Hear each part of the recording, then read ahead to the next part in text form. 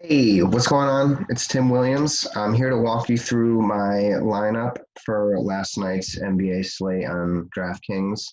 Um, Took down a couple head-to-heads, but so close to turning a profit in my other contests.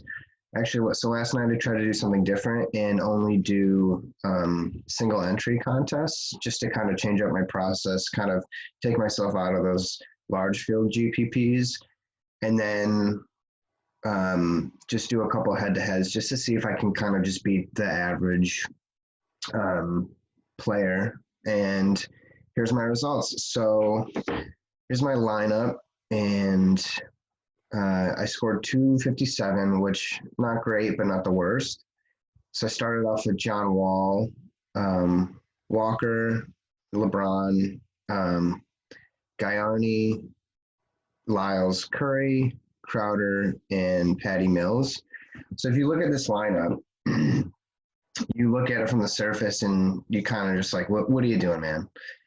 And when you look at, Lyles and Mills and Walker, and you just see a lot of, hopefully, a lot of value. Obviously, last night the Spurs played and they did not really have a full team. So that opened up a lot of value for guys like LeBron and Steph Curry, but that did not go so well. So when you look at this lineup and you're like, well, of course you lost. You had Walker and you had Lyles and Mills, et cetera, Crowder. Um, those guys actually did exactly what I needed them to do. 22 here, 19, 21. Basically, I needed those guys to either, hit 16, 19, 21 respectively. And they actually exceeded their value. So I actually broke it down, and the two guys that kind of failed the lineup, so to speak, was John Wall at 8,300. I was kind of hoping he would hit 38, and he was actually pretty close. He hit 34.25. So I can't be too mad about that, but obviously not ideal when there was such great options on the slate last night.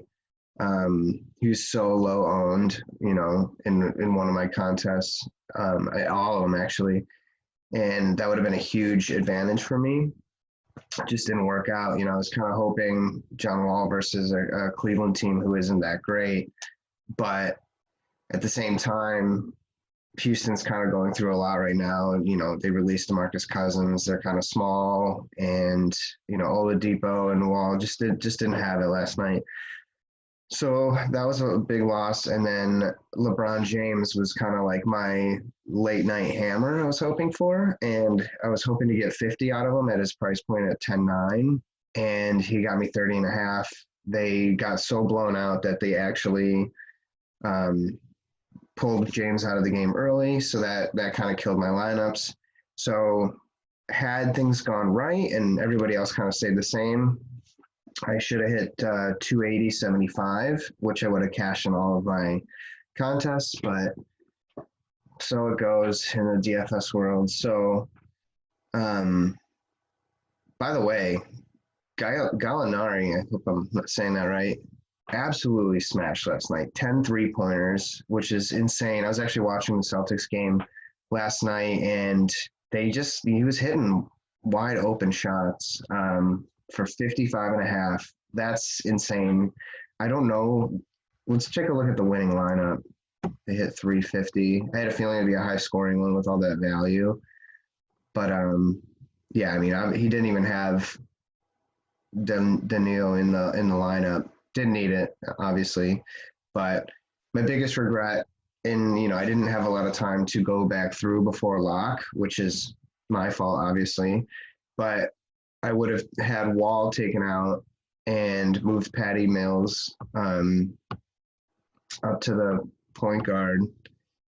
So take Wall out, put Mills there, and I would have had Jared Allen, who in my video from yesterday, I said I was going to probably go back to him, and I didn't. So sometimes it pays to listen to your gut. So disappointing, but you have to kind of learn from your mistakes and, kind of explain to yourself why you put certain guys in. And I put Wall in thinking, he would feast against Cleveland. Yeah, at least put 40 up. That was kind of what I'm hoping for. James had a tough matchup, but he's LeBron James. 9 times out of 10, he'll get you there. But yesterday was that anomaly against Utah too, which I should have expected. Wish I got a little more out of Curry, but he did great. And then Crowder, who I knew would be well owned, he hadn't been putting a lot of points up in the last couple of days, but he, as long as it was a close game, I knew he'd get the minutes, and he got 25, which is more than what I wanted from him. So overall, that was a success. But anyway, on to today. Looks like we have a decent slate for this afternoon. I wanted to talk about maybe some SuperDraft plays that I'm pretty excited about for tonight's slate. The other night, Beal and Westbrook really got me there, and I ended up winning a couple $100 there, which was awesome. Had I started Kuzma, I would have got $1,500. So should have went with my gut, did not. So lesson learned. But tonight, a couple guys I really like on SuperDraft would be Brad Beal is appealing. I really don't think Denver is going to hold them, blow them out, so to speak. So I do like Beal, and I do like Westbrook a lot. Jamal Murray for sure. Irving with the 1.2x multiplier, I think, is somebody to definitely take a look at against Orlando. And I don't really like too much else as far as like value goes. Morant is actually kind of interesting. Clippers is definitely a tough matchup, but with a 1.5x multiplier, if he does get that 35 average, he hits 53, that's pretty good. I find that I kind of need guys to either hit 50 or plus to cash. So Ball was actually somebody I played last night, and he did pretty well. So that might be a good option to go back to as well. The biggest sleeper, I think, for today's slate on SuperDraft would be Evan Fournier. Against Brooklyn, Brooklyn gives up massive points. He's got a 1.6x multiplier. So you see the same thing happen the other day. If you played Halliburton on SuperDraft against Brooklyn, he went off.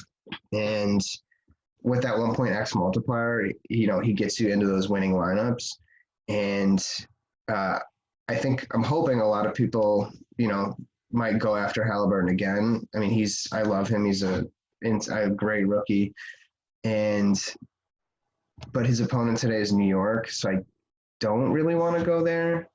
I don't really want to play anybody against New York because it's such a slow-paced game. But, I mean, obviously the 1.6x is pretty appealing. But the guy I really want to put in all my lineups is Fournier, 1.6x multiplier against Brooklyn. He's honestly their second best scoring option. So I'm looking for him to smash. You could also throw in Tyson Ross. I don't think he's going to be owned at all, but I'm going to go for the safer play here and go with Evan Fournier. And then when I go to forwards here, the key is to you do want to play these big name guys, but you also want to throw in a value play here and there to kind of get you there. And obviously Giannis is Giannis. Leonard is appealing. George is appealing for sure. Clippers to me are kind of risky because, I mean, this game could potentially blow out and then those guys sit or one of them sits and vice versa. So it gets kind of messy. I kind of love Randall here. Like I said, I don't want to play anybody against New York, but New York is playing against Sacramento, who is not good. So with a 1.25 multiplier. I think he plays the whole game. I think he is a lock to probably get you 50, 60 points. Um, and then, Ingram Williamson, yeah, sure. Very good. Um, Middleton could be sneaky. Not really interested though. And I mean, you could play Fournier here as well. And I think that's kind of it. There's not much value, I would say, down here. And then center. So this is interesting. I mean, I think Vooch will do great. The guy I'm kind of looking at, obviously, is Jokic. And he's a 1.2x multiplier. He might be, the MVP of the league. And going against Washington, he's just going to feast. So I think this is the game I'm going to target is Washington-Denver. And then for kind of a sneak value play, kind of like DeAndre Jordan a little bit. He's been playing more minutes the last 2 games, and with a 1.7 multiplier, he doesn't really have to go all out to get you there. So he might be somebody I would consider. Also, Hernan Gomez might be kind of a guy to look at too with a 1.8x. I don't know if Steven Adams is going to play a back-to-back after coming off an injury. He kind of went off last night. But yeah, I don't think he'll get there back-to-back. So those are the kind of guys I'm looking at right now. Definitely Evan Fournier. I'm going to play. So that's a little bit of my process for yesterday's slate. So today, hopefully I'm going to be, hopefully we'll get some good value today on today's slate. And yeah, so I hope that helps. And I hope you have a great day.